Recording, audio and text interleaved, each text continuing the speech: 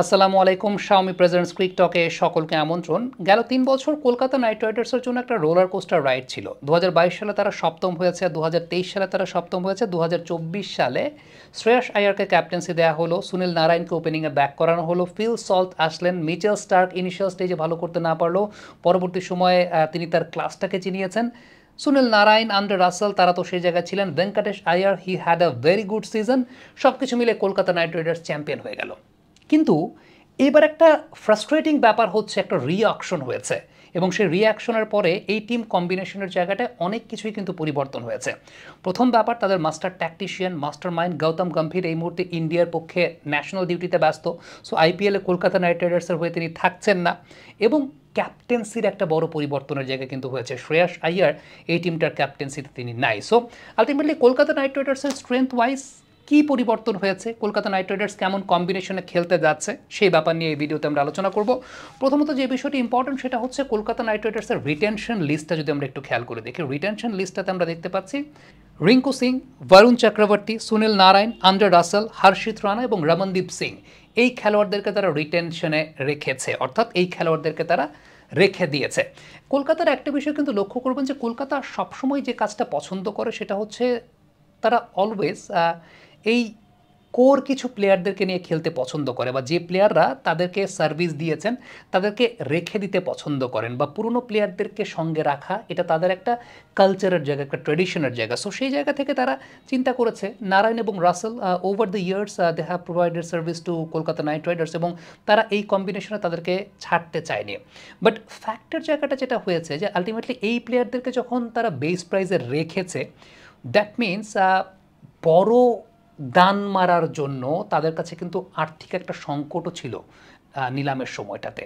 So এর মধ্যে আবার তারা একটা কাজ করেছে, তারা ভেঙ্কটেশ আইয়ারের পেছনে অনেক টাকা ইনভেস্ট করেছে। 23.75 কোটি রুপি তারা ভেঙ্কটেশ আইয়ারের পেছনে ইনভেস্ট করেছে। এখন ভেঙ্কটেশ আইয়ারের পেছনে যখন 23.75 কোটি রুপি ইনভেস্ট তারা করেছে, that means they did not have the luxury to take Mitchell Starc or Phil Salt. তারা ফিল সল্ট বা মিচেল স্টার্ককে নিতে পারে নাই।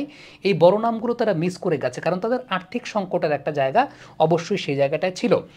বাট আমার কাছে ব্যক্তিগতভাবে মনে হয় যে সুনীল নারায়ণ, আন্দ্রে রাসেল এই দুইজন প্লেয়ার ডেফিনেটলি তাদের গেম চেঞ্জার হতে যাচ্ছেন এবং সেই সঙ্গে তারা Varun Chakravarthy bowling point of view থেকে definitely it's a perfect choice. Captain হিসেবে তারা আজিঙ্কা রাহানেকে চয়েস করেছে। আজিঙ্কা রাহানের ক্ষেত্রে যদি চিন্তা করি, জাস্ট ইমিডিয়েটলি সৈয়দ মুশতাক আলী ট্রফিতে তিনি মুম্বাইকে চ্যাম্পিয়ন করেছেন।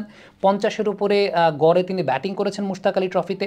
বেশ ভালো ব্যাটিং, তার কাছে অ্যাম্পল অ্যামাউন্ট অফ রান তিনি স্কোর করেছেন। সো ক্যাপ্টেন্সির প্রেশারটা আজিঙ্কা রাহানে ওইভাবে তার মধ্যে কাজ করবে না, কারণ খুব ইমিডিয়েটলি, খুব রিসেন্টলি তিনি একটা সাইডকে চ্যাম্পিয়ন করিয়ে এসেছেন। আমরা যদি একটু কেকেআরের বেস্ট 11টা কেমন হতে পারে একটু খেয়াল করে দেখি। বেস্ট 11-এর শুরুতে তারা একটা মধুর কম্বিনেশন জনিত সমস্যা পড়বে, সেটা হচ্ছে ওপেনিং তারা কাকে দিয়ে করাবে। সেই জায়গায় কি রহমানুল্লাহ গুরবাজ করবেন নাকি কুইন্টন ডি কক করবেন?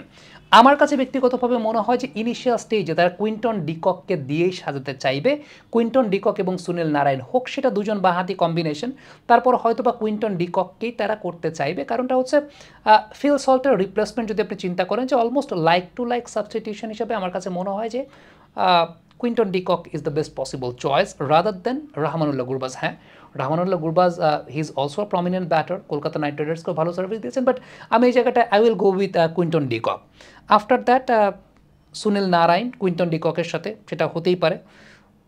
এরপরের জায়গাটায় আপনি যদি ক্যাপ্টেন আজিঙ্কা রাহানের কথা চিন্তা করেন, অথবা এমন হতে পারে যে আজিঙ্কা রাহানেকে ওপেনিং করিয়ে তারা সুনীল নারায়ণকে দিয়ে 3 নম্বর পজিশনটায় পিঞ্চ হিটার হিসেবে ব্যাটিং করাবে কিনা, সেটাও হতে পারে। কারণ opening number 3 almost similar kind of role, হয়তো বা নতুন বলেই তাকে ব্যাটিং করতে হবে যদি না টপ অর্ডারটা সাস্টেইন করে যায় একটা লম্বা সময় পর্যন্ত।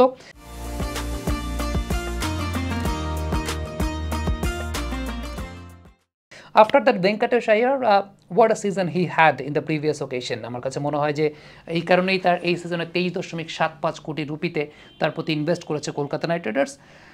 আফটার দ্যাট আমার কাছে মনে হয় যে রিঙ্কু সিং অ্যাট নাম্বার 5, রিঙ্কু সিং যেটা হয়েছে যে খুব বেশি সুযোগ পান না ব্যাটিং করার জন্য, বাট এই সিজনটাতে যদি রিঙ্কু সিং ওই সুযোগটা পান, তিনি যতটুকু কেপেবল সেই কেপেবিলিটির জায়গাটা ওইভাবে আসলে প্রস্ফুটিত হয় নাই। আমার কাছে মনে হয় যে রিঙ্কু সিং সেই জায়গাটা এই বছরটাতে যদি সুযোগ পান, ডেফিনেটলি সামনে টি-20 ওয়ার্ল্ড কাপ আছে, ইন্ডিয়ার জন্য একটা অনেক বড় অ্যাসেট হতে যাচ্ছেন রিঙ্কু সিং। আন্দ্রে রাসেল এই টিমের অবিচ্ছেদ্য অংশ। রমনদীপ সিং আরও একজন প্লেয়ার, আমার কাছে মনে হয় যে রমনদীপ সিং এই বছরটাতে বেস্ট 11-এ, এর আগে আমরা তাকে ইম্প্যাক্ট প্লেয়ার হিসেবে দেখেছি, বাট আমি এক্সপেক্ট করবো যে বেস্ট 11-এ Ramandeep Singh, he is a very good fielder, no doubt about that, এবং সেই জায়গাটাতে হতে পারেন রমনদীপ সিং তাদের একটা অবিচ্ছেদ্য অংশের জায়গা। আপনি যদি চিন্তা করেন এর পরের যে জায়গাগুলো আছে, হর্ষিত রানা, এই প্লেয়ারটা গত বছর যখন আইপিএল খেলেছিল তখন একটা বিষয় কিন্তু হয়েছে, সেটা হচ্ছে যে তখন তাকে কেউ খুব বেশি চিনতো না, কিন্তু এই বছরটাতে গত বছরের পারফরমেন্স এবং ইন্ডিয়া ন্যাশনাল টিমে তার খেলা হয়েছে, চ্যাম্পিয়ন্স ট্রফির মতো আসর তিনি খেলেছেন, ইন্ডিয়ার হয়ে টি20 ক্রিকেটেও ভালো পারফর্ম করেছেন। সো এই বছরটাতে একটা এক্সট্রা বিট অফ অ্যাটেনশন কিন্তু হর্ষিত রানার উপর থাকবে। অ্যালং উইথ আপনি যদি চিন্তা করেন বৈভব বরোরা গত আসরে দুর্দান্ত পারফর্ম করেছেন, বরুণ চক্রবর্তী তিনি তো সেই জায়গাটায় আছেন। তবে বিদেশি পেস বোলারটা মিচেল স্টার্কের রিপ্লেসমেন্টটা আসলে কলকাতা নাইট রাইডার্সের এখানে একটা খুব উল্লেখযোগ্য বিষয়। আন্ড্রিক নরকিয়া ফিটনেস ইস্যু নিয়ে অনেক কথাবার্তা আছে, আমি জানি না যে আন্ড্রিক নরকিয়াকে সেই জায়গাটায় তারা প্রমোট করবে কিনা, নাকি স্পেন্সার জনসন, যদিও খুব বেশি পরীক্ষিত না, আবার এমন হতে পারে Kolkata night riders they will provide Spencer Johnson opportunity যে to show himself how much he is capable of doing the big things. এটা একটা বিষয় হতে পারে যে তারা হয়তো বা সেই অপরচুনিটিটা প্রোভাইড করতে চাইবে টুয়ার্ডস স্পেন্সার জনসন, যে two show himself, to flourish himself at the big stage. So that's all. Kolkata knight রাইডার্সের বেস্ট 11তে আমার কাছে এরকমই মনে হয়। ডেফিনেটলি একটা পজিশন নিয়ে বা দুটা পজিশন নিয়ে একটা শঙ্কার জায়গা আছে যে স্পেন্সার জনসন নাকি আন্ড্রিক নরকে, নাকি ওই জায়গাটায় ফিল সল্টের রিপ্লেসমেন্টটা কে হবেন, রহমানুল্লাহ গুরবাজ নাকি কুইন্টন ডিকক। আমার কাছে বেস্ট 11তে এরকমই মনে হয়েছে কলকাতা নাইট রাইডার্সের।